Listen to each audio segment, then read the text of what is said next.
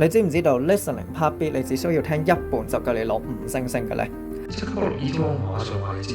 嗱，其實個原因好簡單，因為考評局淨係準備咗一段錄音俾 listening part B 嘅啫。點解啊？第一，因為咧佢嘅設計原意就係想啲考生聽完段錄音就已經可以自己去揀究竟佢答 B1 定係 B2。第二，考評局出晒名懶噶嘛，所以基本上無論你係答 B1 定係 B2 都好，你只需要聽一半就夠你可以完成晒嗰個部分嘅任務啊！事關一段錄音一定有一半係 B1， 一定有一半係 B2 噶嘛，咁所以你聽錄音之前，你嘅任務其實就唔係亂咁好似遊花園咁樣睇個 data file， 而係你係好有目標咁樣揾，究竟你答 B2 或者 B1 嘅時候，所屬於你嗰部分係啲乜嘢，以知道你已經聽錄音之前有個預備，知道你要聽個一半究竟係嗰邊一半啦。